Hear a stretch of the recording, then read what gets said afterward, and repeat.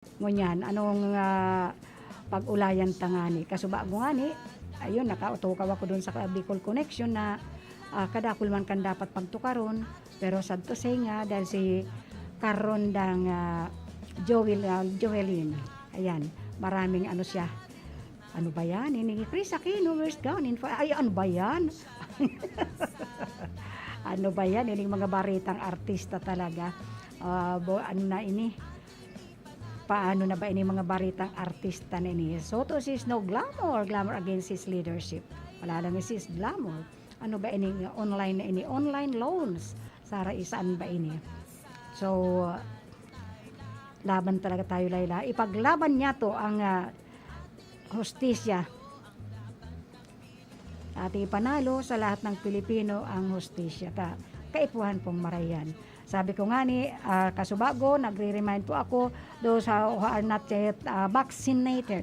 Yung dai pa po mga na babakunahan, magpabakuna po kita dahil kaipuhan po yan. Sa ngunyan po, ang iano ko digdi, puro lang muna ako, ano nga ba, yung magandang ipagbarita ko ngunyan.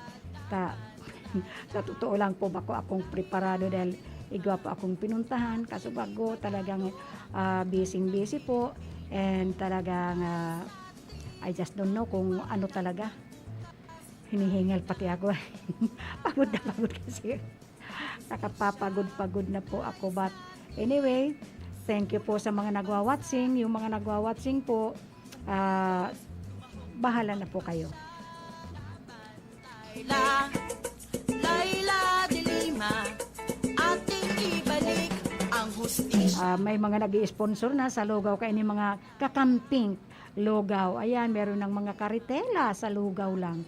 Ayan, pasikatin natin ang Lugaw dahil it is an essential. And besides, pag medyo maraot bagaan pagmati ita, pag kita naghihirelang, ayan baga ang pinapakakan sa to. Lugaw lang, always soft diet ng kumbaga. So talagang ining Lugaw, ayan po sa Cavite po, ayan bumibida po ng gusto ining karitela na kakamping, pink na pink pa naman po. Ano ba yan oh. So ating ibalik ang hustisya at pag-asa laban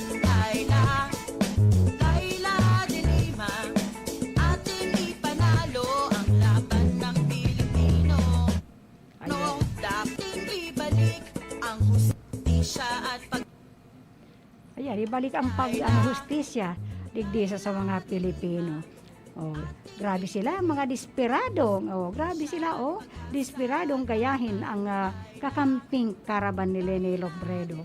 Wala na mga hiya, talagang ang mga ayan, itong mga ayoko magbanggit sa kanila. Pero whatever they do, ang nagpauso po niyan, di ilang itong Lugaw, hindi lang itong kakamping, itong caravan, ayan, ginagaya na nila itong caravan ngunyan. They are doing their own caravan. Ayan, ako pa naman, that is my color red, but I changed it to pink. O, kung napapansin po nindo, permi na po akong nakapink ngunyan. Ining Lugaw, inaano na nila. Ayan, nakaw pati pictures, ay, ano ba ini? Nagugulat ako sa ining pinapagwiling ko.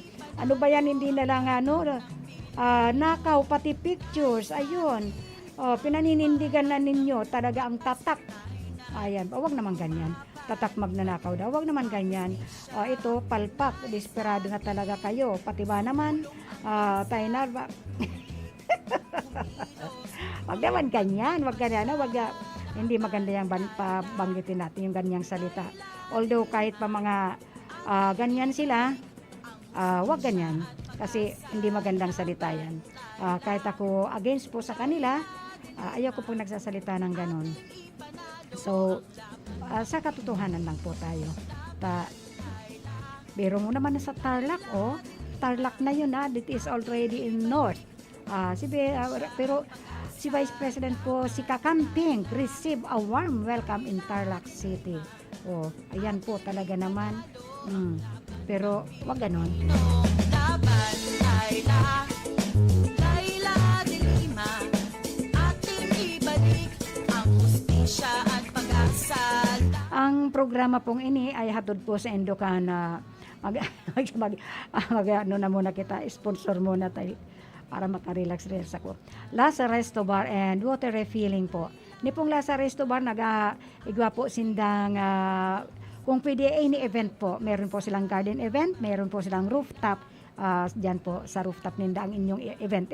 Lalo yung medyo maliit kung igwa kayong birthday, anniversary, yung kasal-kasalan o any event po, pwede po dyan sa Lasa Resto Bar. Lasa Resto Bar and water refilling. Na ang bansa Ay kanina pala, nakapunta ako dun sa nakapunta ako sa doon sa parlor na pinupuntahan ko, doon sa Cheryl Beauty Salon. Ang dami pala, Sir James, nagrereklamo na bakit daw nawala tayo sa ere. May mga lugar po, lalo yung mga kasentruhan, yung mga nagdadangog daw sa to. Paborito pala ako dyan sa may kasentruhan po, sa yung nakapalibot dyan sa may Cheryl Beauty Salon, saka yung iba daw mga customer dyan sa beauty salon. Nagrereklamo sila na wala sa ere, naaagawan daw tayo ng isang istasyon. Yung dating istasyon na nagbukas na naman ngayon. Marami sila. Sabi nila, uy, pakitanong naman doon kay Kagawad. Hindi na namin naririnig. Wala na yung program ang program daw ng RPN. Layla de Lima, ating ibalik ang hustisya at pag-asa. Laban, Layla. Layla de Lima, ating ipanalo ang laban ng Pilipino. Laban, Layla. Layla de Lima, ating ibalik ang hustisya at pag-asa. Laban, Layla. Layla de Lima, ating ipanalo ang laban ng Pilipino. Laban, Layla. Layla de Lima, ating ibalik ang hustisya at pag-asa. Laban, Layla. Layla de Lima, ating ipanalo ang laban ng Pilipino. Laban, Layla. Layla de Lima, ating ibalik ang hustisya at pag-asa. Laban, Layla. Layla de Lima, ating ipanalo ang laban ng Pilipino. Ang tunay na pagbabago, walang patayan at manggagancho. Maayos na sitwasyon, maunlad na nasyon. Inuuna ang bansa, hindi China o ganansya. Nakapwesto sa gobyerno, dapat hindi dorobo. Laban, Layla. Layla de Lima, ating ibalik ang hustisya at pag-asa. Laban, Layla. Layla de Lima, ating ipanalo ang laban ng Pilipino. Kung nais natin ang liwanag ng bukas, tayo na't lumaban, ibalik ang hustisya. Kung nais natin sumulong ang bansa, tumindig, kumilos, tumahok at magpasya. Laban, Layla. Layla de Lima, ating ibalik ang hustisya at pag-asa. Laban, Layla. Layla de Lima, ating ipanalo ang laban ng Pilipino. Laban, Layla. Layla de Lima, ating ibalik ang hustisya at pag-asa. Laban, Layla. Okay, dun sa mga, ayan po, nag-usap na po kami sa technical side kung taano igwang mga radio, transistor radio na hindi na nadadangog daw, nawara ining Sabi ko nga igwa man talaga, minsan duman man sarong, yung yung nagdadangog sa ko duman sa atubangan, pawara-wara daw, minsan napakahina daw. So, ang mga nagreklamo duman sa Cheryl Beauty Salon, tinatanong po sila, naghahapot po. Mga taano daw, ang hapot nga ni Ninda, taano daw tadain ako nagpo-program o baka raw nagsara na ining RPN. Sabi ko, very impossible po na ining DCKI ay magsarado dahil na po 53 years community service po. Ayan, 53 years nag-53 years po last October 23. Kaya paano ngunya na lang po yan. Pero sabi nitong sa technical, hihilingon daw po ninda kung ano ang problema, taano tanawara. Mayroong mga lugar na nawawaraan ng ng RPN. So, ang programa pong ito ay sabi ko nga hatod po sa Endo, Canlasa Resto Bar and water refilling. And of course, it is owned by Mrs. Letty Polton. Pwede po kayo, yung mga nangangailangan ng tubig, na kailangan ng mga itong mineral water, andyan lang po yan. Kaibanan po yan dyan sa Lasa Resto Bar. Magdyan lang po kayo, meron po sindang pagkakandyan na everyday po, nagsiserve po sila ng lunch, ng dinner, kaya sabi ko nga for any event po, pwede po dyan sa Lasa Resto Bar. Makipag-ugnayan lang po kayo sa management kay Mrs. Letty Polton. Now, ito namang kung may ang problema nindo, may problema kamo sa endong motorsiklo, ang mga motorsiklo ninyo, kung kaipuan may mga spare parts, o kahit na sa endong mga tricycles, kung igwa kamo mga problema dyan, dyan lang po kamo sa Saranghe Motor Parts and Services. Yaon lang dyan po yan sa may sitio kanto, papunta po ng Mountain Unit. Nandoon lang po yan sa Zone 1, San Isidro, Iriga City. Unahan lang po yan ng St. Elizabeth School. Ayan po, St. Elizabeth School po. Saranghe Motor Parts and Services. Pero may pong available sa indang mekaniko. Kung makaipuhan man nindo, may mga kaipuhan kamong pyesa, mayroon man po dyan. It is managed and owned by Mr. and Mrs. Marvin Tess Gonowon Razon. Now, kung mayroon katang dyan, kung yung mga gusto ninyo ng handaan, kaipuan ninyo ng mga panghanda, yaon man po ang Mama Betty's Farm. Mama Betty's Farm, meron po sindang manok na pambenta, meron po sindang baboy. At sa ngayon nga po, may bago sindang product, itong Letson manok. Masiramon po ang Letson ninda, kasi nag-free taste na po ako last Sunday. And that's Monday po, yan kinain ko ulit yung pina-free taste sa akin. Magayon po, masiram talaga. It is owned and managed by Mrs. Marisol Bondal. I-text lang po nindo ako, aramon lang po nindo kung gusto niyo mag-order, nagpapa-order po sinda.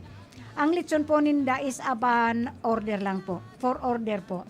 Dahil po sinda bas nagluluto na hindi order. And free, ang makagayunan po kayo free delivery po.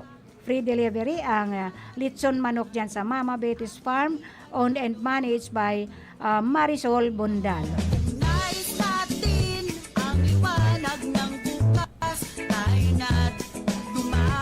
Now, kung gusto niyo magpagayon-gayon, baka man naman may nakakadangog na doon sa mga nagrereklamo po na mga customer ng Cheryl Beauty Salon.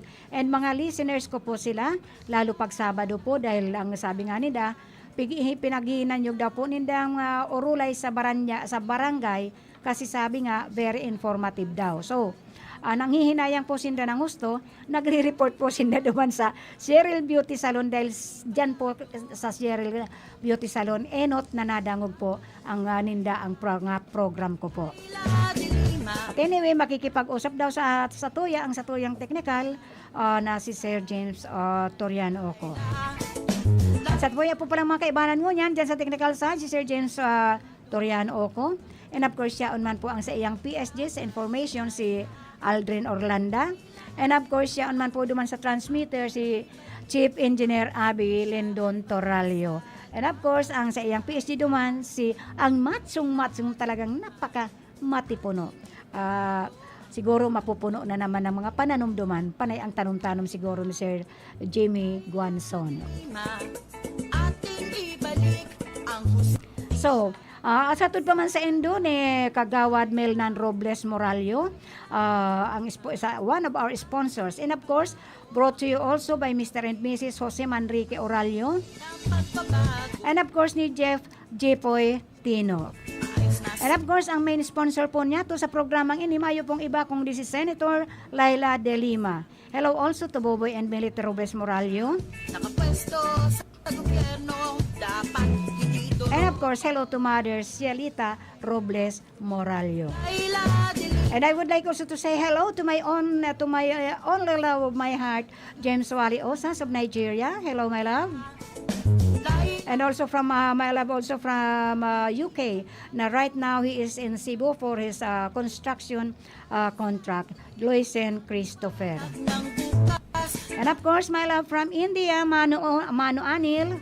ang hustisya, nais And hello also to Ate Sonia de Lima Siranilia Briones of Quezon City. Ate Sonia de Lima Siranilia Briones, kumusta po?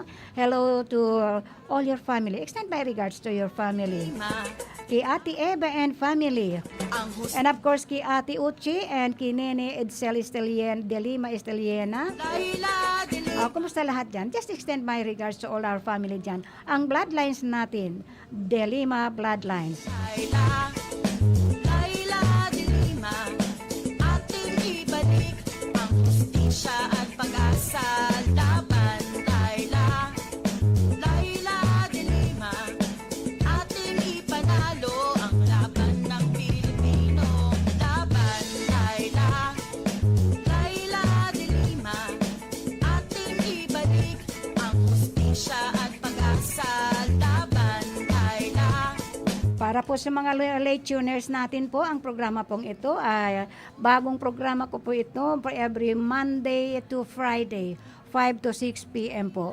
Alas 5 hasta alas 6 po ng pagkabanggi. Ang Bareta Aksyon Impormasyon. laban, Laila. May gusto po akong i-discuss dito ngunyan. Ening regarding po sa ay ito muna raw na isa kasi mas importante po Ayos ini. na sitwasyon, maunlad na nasyon. Ining regarding po sa veteran election lawyer po, debunks. Veteran election lawyer debunks disqualification fake news. Ayan po, disqualification fake news against Laila De Lima. At pag-asa laban, Laila. This was released yesterday, November 7. I know, yes, November 7, yesterday, araw ng linggo. Nais natin Ini po nakasaad po digdi. Veteran election lawyer debunks disqualification fake news against De Lima. Pakinggan po niya ito ini, lalo na yung mga late tuners po. Ini yung sinasabi po digdi na hindi raw kwalifikado si Senator Laila De Lima. Yan po ay walang katotohanan. Yung mga nagbabalita po dyan, nagpapakalat ng mga fake news regarding the disqualification of Senator Laila na one of the candidate po. Hindi po ini, wala po ining katotohanan. At palagay ko po, ang palagay ko ay paninira lamang po ini. And I'm sure, paninira lang po yan sa kanyang kandidatura sa pagka-senador ng ating bansa. ng Pilipino laban. Ano ba ini? Takot ba sindang maibalik ang hustisya sa ating bansa? Ano bang kinakatakutan ninda kay Senator sa Laila De Lima? Na sinira na nga siya previously, niyurakan na ng husto, tinapaktapakan. And now that she is again a candidate for senator. May may paninira na naman, panibagong fake news kaya ni mga trolls. Magkano bang binabayad sa Indo? Rekrutin nyo nga naman ako para magkaroon din ng pera, para lang manira ng kapwa. Ino na ba ang talagang ng bansa natin? Although we are in a democratic country, sobra naman po. It is against na manira tayo ng kapwa natin. Pwede tayong dumakdak ng dumakdak o magsalita ng magsalita against anybody. But be sure na hindi tayo nakakasira ng kapwa. Sabihin lang natin ang totoo, pero kung kayo binabayaran kayo ng aming mga buwis ng pera ng bayan para lang manira ng kapwa ninyo, tigilan nyo na. Dahil may karma po yan. Biro nyo, binabayaran kayo. At least, may trabaho kayo, binabayaran kayo, and pinapakain ninyo sa pamilya ninyo ang bayad sa inyo para lang sumira ng isang kapwa-tao ninyo. Ano ang labas niyan? How if makarma nga kayo? It is not good to destroy anybody's personality. Kumilos, lumahok at magpasya. So, this is the categorical statement made by prominent election lawyer, Attorney Romy Macalintal in an interview. Laila De Lima, Belying false claims by some sinister quarters that opposition, Senator Laila de Lima, cannot seek re-election. Ayan. Paano? Cannot seek re-election supposedly because she is currently in detention. ng Pilipino. Biktima po siya. Kahit anong ikinulong na nga po si Senator Laila de Lima, ba't patuloy ang kanyang pagtulong sa mga nangangailangan ng tulong. Pilit siyang ginigipit. Pilit po siyang ginigipit. Pero, anong nangyayari? May karma yan sa bawat isa, sa mga nanggigipit at saka nagpakulong sa kanya. Dapat lumabas na ang katotohanan. And unti-unti, for almost magsi 6 years na po siya in her detention cell, in her detention house. Maghintay lang po sila. Laila, Laila de Lima, ating ipanalo ang Ano yan, nasa detention pa lang po siya. Kadawa nga po, you are already convicted. And just be. Ang masasabi ko lang sa inyo, huwag nyo siyang i-judge. Dahil hindi naman kayo mga piskal, hindi kayo judge, hindi kayo hukom. Nakikinig lang po kayo, pero pag timbangin po ninyo, she is only detained, nasa detention house lang po siya. She is not yet convicted. And for the information of everybody, for the information of those who are listening to this program, malakas ko po, ipinagmamalaki ko po, na yung 3 kaso niya against drugs, against illegal drugs na ipinapapilit, ipinapayapos sa kanya. 3 case po yan regarding drugs, illegal drugs. Yan po ay na-dismiss na because there are no substance. Ang kaso po ay walang substance po. Puro lang kuno-kuno yun. Fabricated witnesses kinuha nila.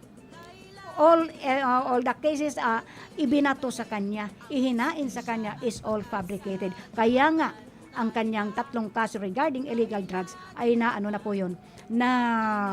dismiss na po. And just imagine, 6 na po yung judge. 6 na judge na po ang nag-inhibit na ayaw humawak sa kanyang kaso. sa laban. Laila, Laila de Lima. So, si Makalintal po ang eminent election lawyer who won Vice President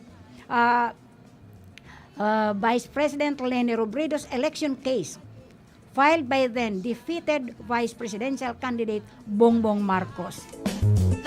Ini po si Makalintal po. Ini po ang humawak ng kaso ni Vice President Leni against kay Bongbong Marcos na natalo daw siya. And supposedly, dinaya daw ni Leni Robredo si Bongbong Marcos. At hindi pa nakontento, 3 beses na pong nag-recount, 3 beses na po lagi siyang talo at lalong dumagdag pa ang boto ni Leni Robredo. So, ngayon na naman, Bongbong Marcos said that accusations that De Lima is unqualified. Bakit pinag-initan niya si Senator Laila? Siya na mismo. Bongbong Marcos said that accusations that De Lima is unqualified to run for a Senate for is merely part of a smear campaign against her. Bakit ganon? Sino ka ba, Bongbong Marcos? Mind your own. Ba't pinapakialaman mo si Senator De Lima? Ang laban ng Pilipino, nais natin ang liwanag ng bukas. Okay, maghanap buhay muna tayo para laging buhay ang satuyang program. Hanap buhay muna tayo. Sir James? This time check is brought to you by Senator Laila de Lima. Ang oras na ini, dara po sa Indukan Losenya Electrical Supply para po sa mga dekalidad na electrical product. Day po kalingawan, Losenya Electrical Supply. Losenya Electrical Supply, madaling makukuha, aranisa na sa Barangay Holcan, San Francisco, Iriga City. Owned and managed by Engineer Meneleo Losenya. Ang oras na ini hatod sa Indukan Kape ni Manoy. Ang kape kan mga Bicolano. Pampakondisyon, pampakusog, pampahuben. Kape ni Manoy. Ang oras na yan atod sa Indo ni Mr. Julio Victor Marlo Sigera, President, Sigera Technological Colleges, Irigan City. para sa edukasyon di kalidad. Sigera Technological Colleges. Ang oras na ini hatod sa Indo ni Honorable John J. Fortuna, Municipal Councilor, Nabua, Camarines Sur. Let's be the solution plus sa COVID-19. B. Bawal walang mask at face shield. I. Isanitize ang kamay at iwasan ang kulob na lugar. D. Dumistansya ng 1 metro at limitahan ang pisikal na interaksyon sa iba. A. Alamin ang tamang impormasyon. Plus, suportahan ang FDA-approved na bakuna. BIDA Plus. Bida Solusyon Plus sa COVID-19. Ako po si Emmanuel H. De La Sala, taga Barangay Bapor, Masbate City, BS Ed English sa Liceo de Masbate. Nagapasalamat sa ako Bicol Party List kan Congressman Elizalde Esco kag Congressman Alfredo A. Garbin Jr. paagi sa oportunidad na makabaton sa educational assistance bilang suporta sa akon pagaklase sa kolehiyo. Kag ini magiging paagi na matupadan akon pangarap kag mabuligan ang akon ginikanan. Sana damo pan iyo mabuligan. Mabuhay ako Bicol Party List. Ako Bicol Party List. Katabang na, kasurug pa. Isa po sa mga natulungan ng Kidney Care. Ma'am, pangalan po natin at taga saan po tayo? Ako si Winnie Di Mayuga. Ako ay 58 years old. Ako talaga ay napakahilig sa maalat. Lahat ng kinakain ko, gusto ko talaga maalat. Ako'y nakaramdam ng kakaibang pakiramdam, kaya ako nagpa-check up sa doktor. Ay nagpa-request sa laboratory ng creatinine ko, pa-check upan ko daw. Ay naku po, pagkataas, above normal Ngayon, ako muna yung nag-pray kay Lord. Ay itong si Lord, napakabuti. Nagpadala siya ng tao sa akin na nag-aalok nitong Kidney Care. Ay agad-agad ay aking sinubukan ito. Ngayon, nung maka-1 buwan, ay napakagaling ng Kidney Care na ay normal na ang aking creatinine Salamat din sa Kidney Care. Ang Kidney Care ay mabibili sa Mercury Drugstore at mga suking butika. Nanlalabo na ba ang inyong mga paningin? O kailangan mo ng proteksyon laban sa radiation? Ano pa ang hindi hintay nyo? Pumunta na sa The Vintage Optical. Ang optical para sa lahat. Visit us at the ground floor, Gaisano Capital, Barangay San Roque, Irigan City. We offer free computerized eye examination. Free frame. Lente lang ang babayaran. Starts at 999 complete eyeglasses with anti-radiation lens. The Vintage Optical, the widest selection of optical signature frames and sunglasses. The Vintage Optical, ang optical para sa lahat.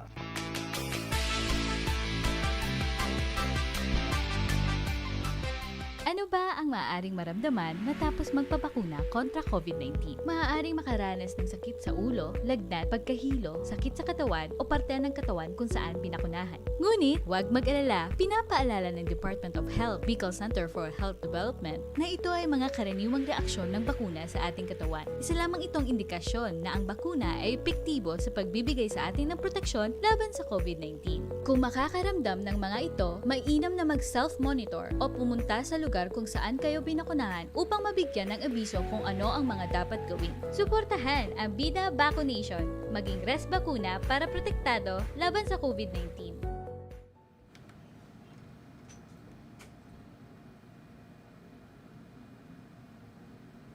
Laila de Lima, ating ibalik ang hustisya at pag-asa.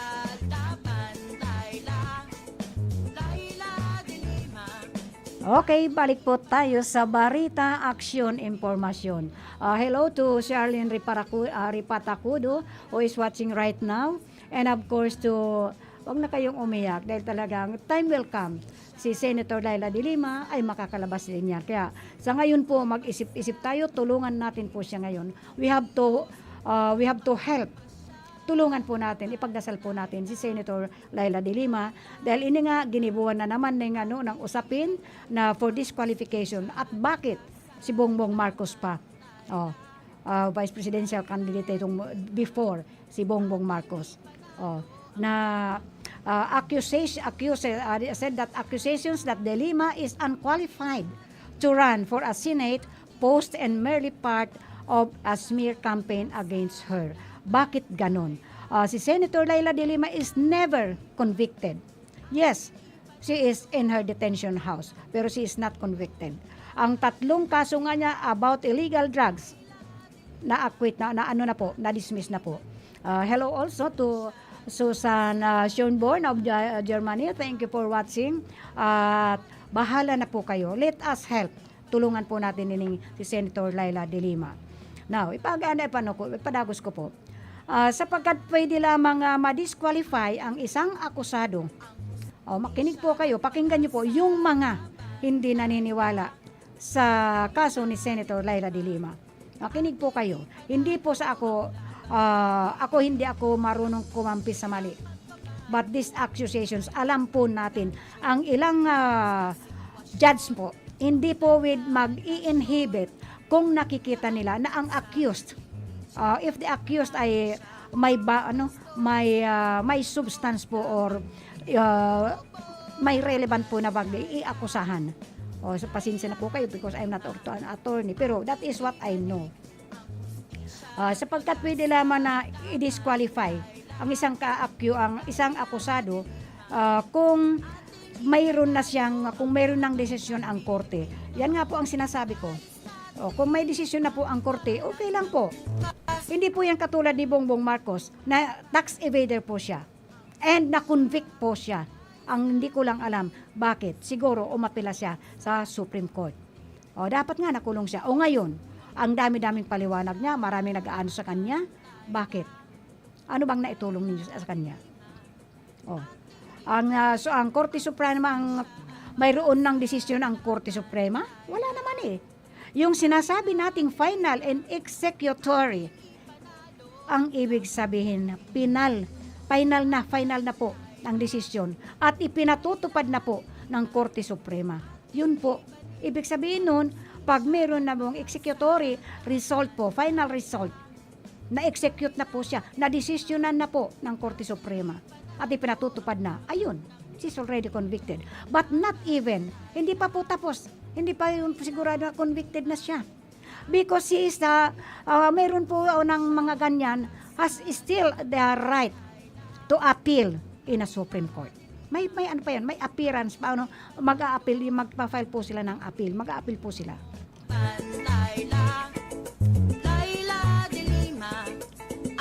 So, the issue stems from the statements made by the Limas, the detractors. Gawa-gawa na naman ito ng mga detractors ni Laila de Lima. After she filed her candidacy for re-election last October 8. And when presidential aspirants Leni Robredo included de Lima in her senatorial slate. Hindi naman po si VP Leni Robredo is an attorney. Isa siya matibay na abogada. Naging congresswoman na po siya. And now, naging vice president po siya. Hindi na po siya an extraordinary. Hindi naman po siya yung extraordinary tao lang. But ang inaaway, she is protecting yung mga nasa laylayan. Ipinapakita ni Leni Robredo ang hustisya sa mga nakakababa sa kanya. Kaya nga, nasa laylayan pa siya. At ang ano nga sa kanya, ang trademark na na siya, she is branded of Lugaw. Lugaw Queen. Which is Lugaw is the most important food for those na mga may sakit. Babalik naman tayo sa Lugaw. Ating ibalik ang hustisya at pag-asa. Mga paninira lang po yan ng mga detractors. Siguro ayaw nilang medyo, I just don't know kung siya saan nanggagaling ng fake news na ini. But within this, magsi 6 years na tayo po, na nabubuhay tayo, na pinapaniwalaan natin ang mga fake news. Pag-atid-atirin po natin. Ito tuloy mga nagre-react sa akin, itong mga watching and their FB.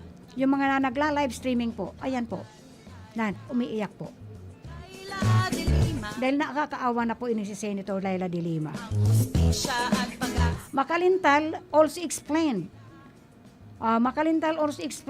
that the fact that no one has filed a disqualification case against de Lima proves that the lie-laced statements made by online trolls, nasa una ka online po, online trolls, ini mga trolls na ini mga bayaran na ini, have no legal grounds to stand on.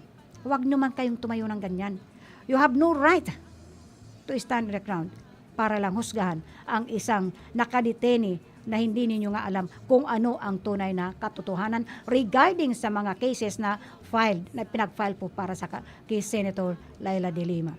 Ang pag-isip-isipan ninyo ngayon, just imagine, she is elected by how many millions of voters? Pero, she is a senator. May pangalan po siya. She is the dati siyang Secretary of Justice. And then naging senador. Naging senadora siya. And now, nasaan siya? Because of these mga fake news, yung mga fake na ibinabato sa kanya, fake accusations against Senator Laila de Lima. Ako po tinatapik ito ngayon dahil masakit po sa kalooban ko yan. Dahil ito pinagbibintangan pa na naman siya and pilit na sinisira. Because of these mga paid trolls. Mga walang hiya kayo. Sana hindi ako magsalita ng ganyan. Sorry po for the words na ginamit ko. Pero we are the one, ang pera pong ibinabayad sa inyo. Alalahanin nyo. Came from our taxes. Kahit na nasa laylayan po yan, may tax po yan na nag-iipon ng pera para lang ibayad sa inyo para sirain nyo ang kapwa nyo. May karma po yan, matakot kayo. Kaya kayo pumapayag na maging mga bayarang trolls, mga bayarang tagapag-anunsyo ng fake news. Trabaho yan. Pero alalahanin nyo, ipinapakain nyo sa pamilya ninyo yan. And there is a karma, may tinatawag tayong karma. Matakot kayo sa karma. Dahil ang tawag nga dito, wither lang to. Masaya kayo. Kasi may binabayaran kayo. May pambayad pa sa inyo. Pero take note, matakot kayo sa karma. If you believe in God, there is no such utang na hindi pinagbabayaran. Yan ang ilagay natin sa ating mga isipan. Nung dating ibalik ang hustisya at Wala naman ako nababalitaan na nagpa-file ng disqualification case laban sa kanya. Kung may disqualification case man na mag-file sa kanya, nako, siguraduhin pong dismiss. Sigurado po yan. It is according to Makalintal. Sigurado po dismiss yan. Kasi yan po'y walang batayan. Walang batayan po sa ilalim ng ating batas at sa mga umiiral na desisyon ng ating Korte Suprema. The veteran election lawyer, yan po ang nakakaalam yan. And he is the one explaining regarding the disqualification at yung mga fake news na pinapalabas nitong mga trolls na ini na mga bayaran para manira ng kapwa-tao. Although nasa democratic country tayo, we have the freedom of speech. Pero bawas-bawasan naman po ninyo ang inyong pagbibintang. Dahil wala pong kahinatnan yan. Walang utang na hindi pinagbabayaran. Just imagine na dismiss na po yung 3 cases ni Laila against because of illegal drugs. Ano ibig sabihin nun? Lack of evidence. There's no such evidence na ikisisampa ang korte. Nasaan yung mga ebidensya na sinasabi nila? It is only yung mga convicted na mga lahalata namang yung binabasa nila. Mag-witness ka, magbabasa ka? O ano yun? If you really nakita mo ang mga pangyayari at mga nangyayari, no need na magbasa ka ng mga detalye mo. How to witness a crime na hindi ginawa. Now, maliwanag pa sa sikat ng araw na si Senator Laila de Lima ay hindi disqualified na tumakbo sa senator. Laila de Lima, bagamat siya ay nakakulong, siya po ay pwede ninyong iboto. Ayan na. This is according to Makalintal, Attorney Makalintal. Pwede po ninyo siyang iboto. At ang inyong boto ay bibilangin po yan. At sasabihin ko po sa inyo, ako po ay nakahandang magsauli ng aking lisensya bilang abogado. Ayan po. This is the statement of Makalintal, Attorney Makalintal.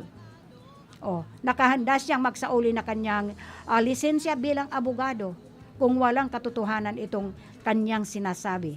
Yan po. In-emphasize po, it is really emphasized by Attorney Makalintal. Siya po ang abogado rin ni Lene Robredo nung against sa akusasyon ni Senator Bongbong Marcos na dinaya siya that time na naglaban sila bilang Vice President ng ating bansa. De Lima, a former election lawyer. Ayan po. Ini po si Senator De Lima. Marami po siyang politicians na tinindigan niya siya ang attorney against sa kung anumang mali sa kanilang pagkatao. To name, ayaw ko lang magsalita. Pero there are so ilang ang senador na tinindigan nito bilang abogado kasi si Senator Laila de Lima is a former election lawyer. Encourage everyone to be very discerning and vigilant. All of us must be vigilant, especially at a time where election frenzy is ramping up. Lahat po tayo magmasid po tayo ng gusto. Everybody, every voters, non-voters must be very vigilant with this coming election, May 2022.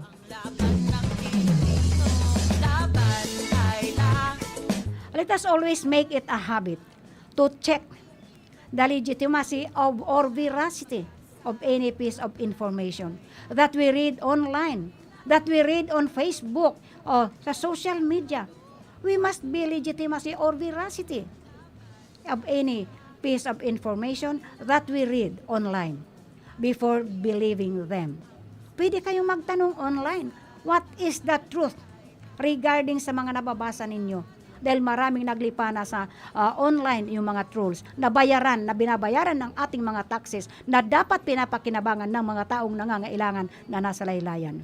Ating ibalik ang hustisya at Ngayong papalapit na ang eleksyon, asahan ang paninira at pagpapakalat ng maling mga impormasyon ng mga gustong manatili sa poder at ng kanilang mga kasabwat para patuloy na pagtakpan ang kanilang kalukuhan at nang hindi nila mapanagot sa hinaharap.